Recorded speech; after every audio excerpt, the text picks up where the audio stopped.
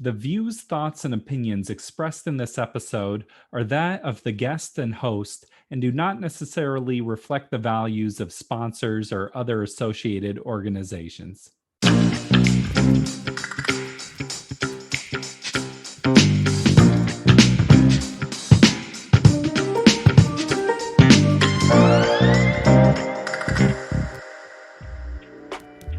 Welcome to the Parental Compass, presented by Family Education and Support Services. I am your host, Bobby Williams. I'll be honest, I am really having a good time making this show, and I hope you're having a good time listening to it. If so, be sure to go to Apple or Spotify and look up the Parental Compass, and then be sure to hit subscribe. That way you'll get notified every week when we're dropping new episodes. Thank you, thank you, thank you, thank you, Molina. Molina Healthcare sponsors this show through their Molina Cares program, building stronger communities one life at a time. If we're impacting one life, we're making a difference out here. Thank you, Molina. Very important episode today. We are doing part 2 of our series about autism. Our hope is that you'll leave this show with a greater understanding of what autism is and how you can be a better advocate, whether you have a child with autism, have autism yourself, or just know someone with autism. We have 2 guests from the Washington Autism Collation here to speak with us today. Victoria Romero is the mother to a child with autism, and Tanner Calder is an adult who has autism himself. I was very moved by what they both had to say. I think no matter who you are, you're going to get a lot from this episode. Let's check it out. Tanner, what was it like for you when you were first diagnosed? It was great. I finally figured out what's wrong after 18 years of my life. And what a lot of, and kind of the same with my parents, but then it turned into well, what is autism? What exactly is wrong, or what exactly is it, and why has it been this long since I've been told what the issue is? And of course I was angry that first couple years after my diagnosis. I was angry because I didn't understand why, after going to counselors for almost 10 years to that point, why none of them had made any connection. It seems like it takes a while to get diagnosed. Is that just for lack of information or lack of desire to diagnose people? Because that's a common thing that you're talking about. I think, and I've seen it, especially within diagnosis now. I think the main thing is the wait list that a lot of places have. You have to, of course, go through the referral process, and the constant back and forth with doctors' offices and all of that. Now you're at the mercy of the system, the medical system and the mental health system, which I work in the mental health field, so I can vouch for this. It's frustrating. It's infuriating. It's not a sprint and easy as it should be. It's a marathon. I think about social workers where they have 50 kids on their caseload or things like that. It just seems like systems get overwhelmed and then the people suffer for it. I want to bring Victoria in on the conversation. So you have a child with autism. Was it tough for them to get their initial diagnosis? No, see, I actually had the complete opposite experience, and that's largely to do with like who I knew and where we live. What were your initial feelings once you had that diagnosis? I'm sure it was mixed emotions in a way. For me, it was like a confirmation, like finally, okay, I have this answer, and I just wanted to like dive into, okay, well, like what next? But I mean, I'm not gonna lie. I did, have like that it was the night before the diagnosis that I had a hard time with it.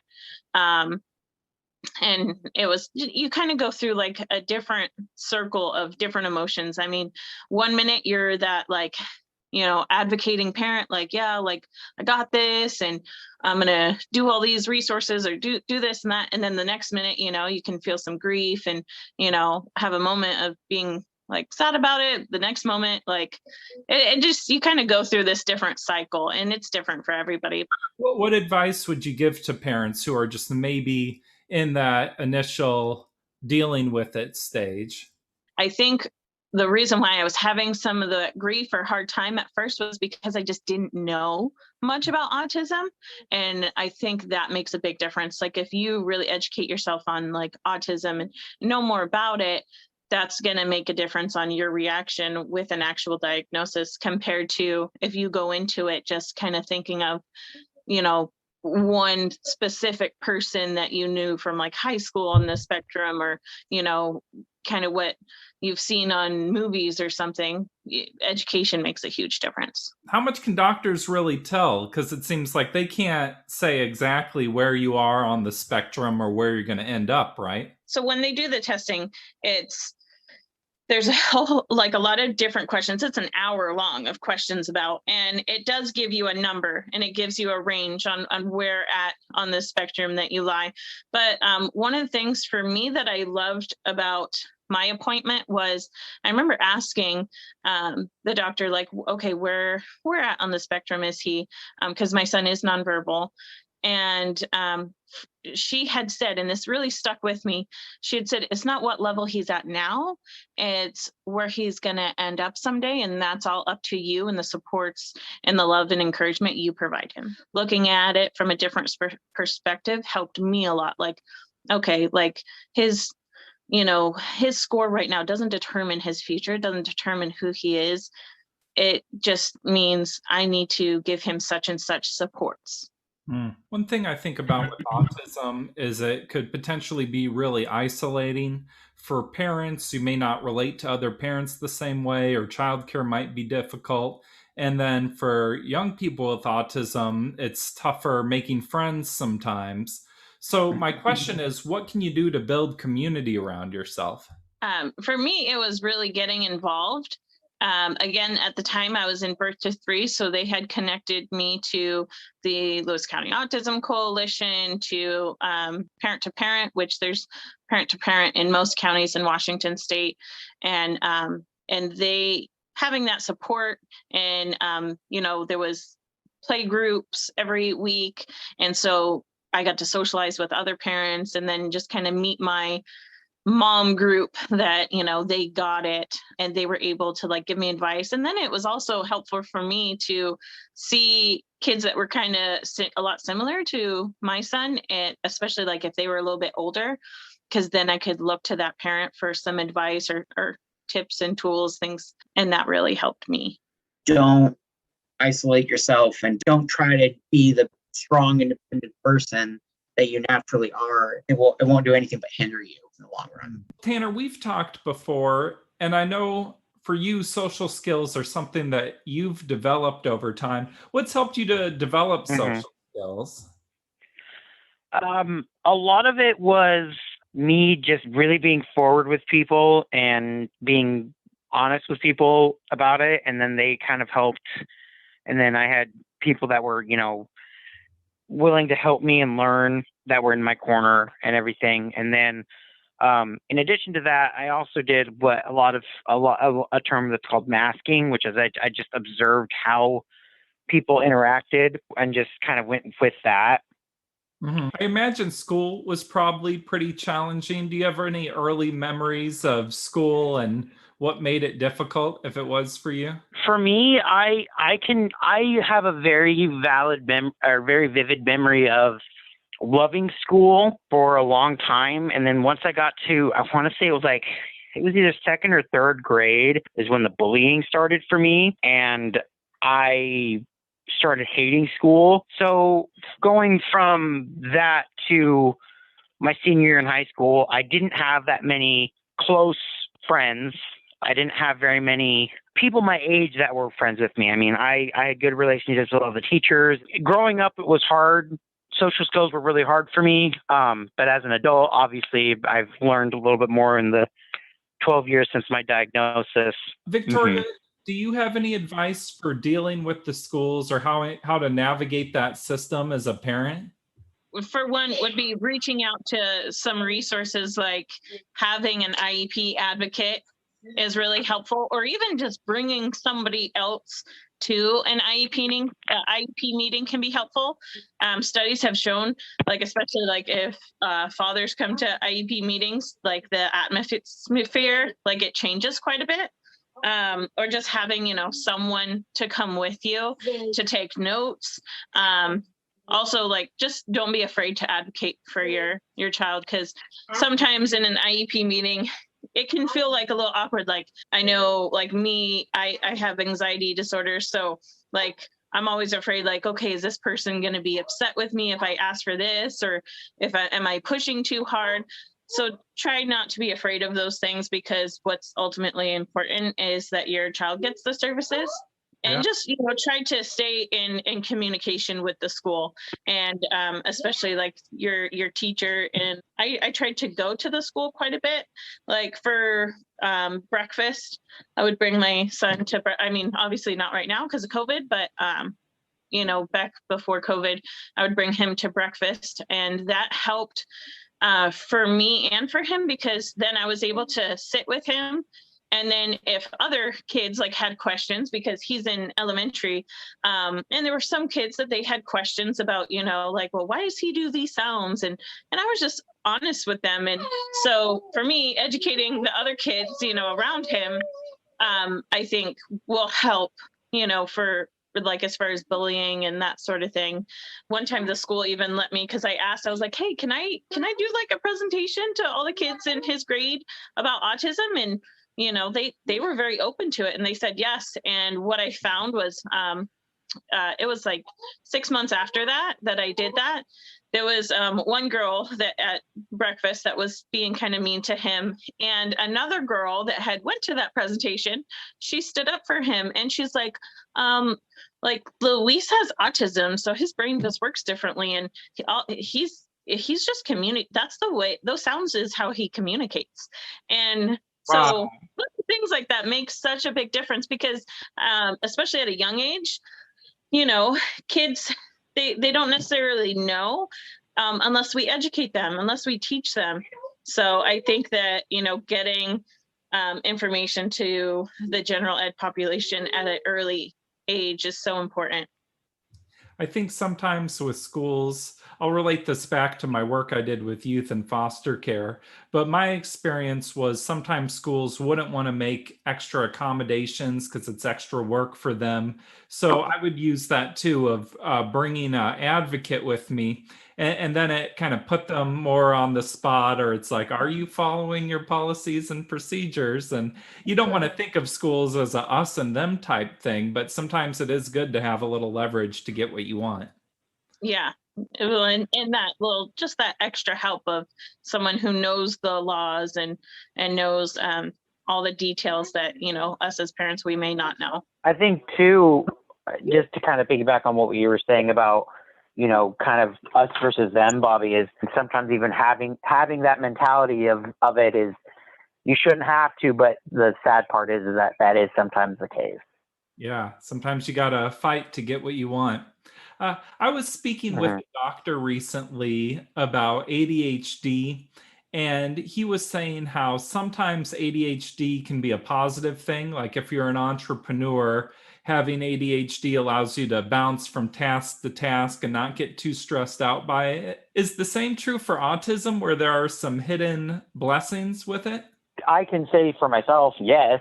I think for me, particularly, I have such a vivid memory about things and know how things are done that I can remember back to conversations that were had or an incident that took place. Prime example, when things like that happen at work, I can look back and I can remember almost instantaneously what it is that was discussed, or whatever. In a training, we were talking about different things, and I was like, oh yeah, this took place around this time And it didn't even affect, it wasn't even me that was on the particular call or anything. It was just a situation that I was aware of, and everybody that was involved forgot all about it, but I remembered. Victoria, we've talked before about occupational therapy being a really great thing for young people with autism to get.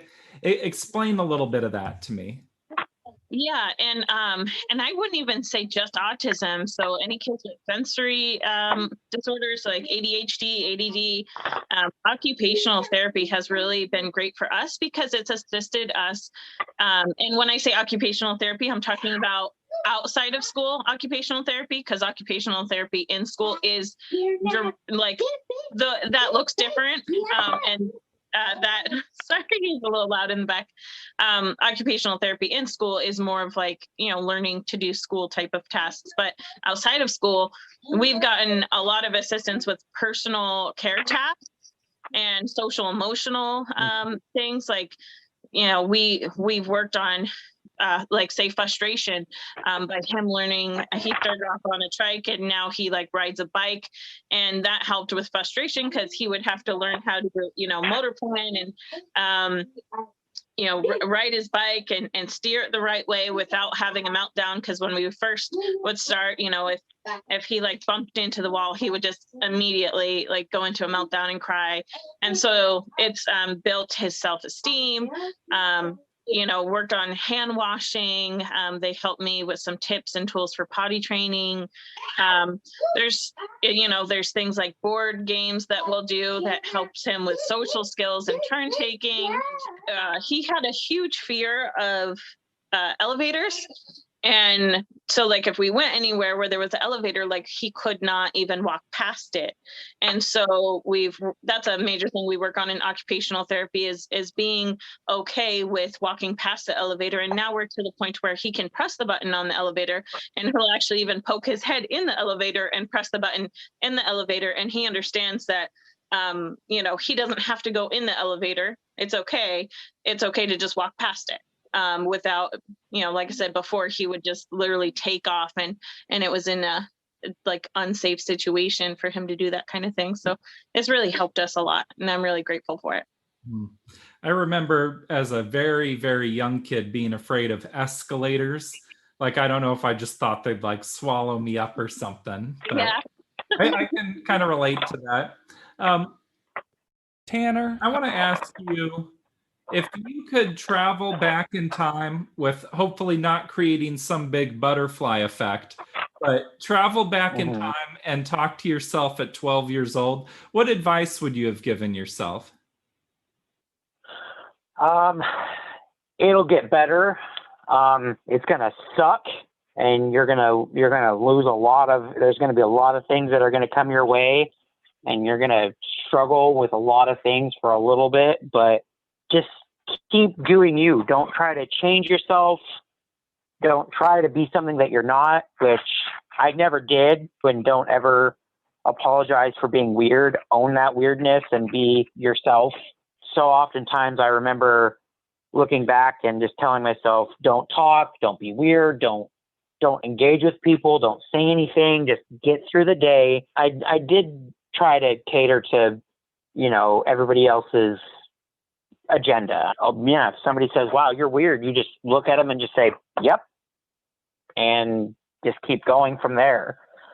I can definitely look back on being 12 and think, wow, that was a really hard time. And then fast forward to when I'm 30 and I'm like, well, but it was worth it. Sometimes the hard times are the most meaningful times. I think that's a beautiful note to close on.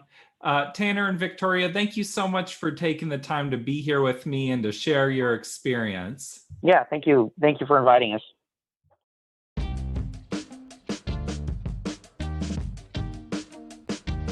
Thank you, Tanner and Victoria. I really appreciate that closing sentiment of, it's not easy, but it's worth it. Powerful words. That's our show. On behalf of Family Education and Support Services, Molina Healthcare, and myself, Bobby Williams, this has been The Parental Compass. We'll see you next week. Peace.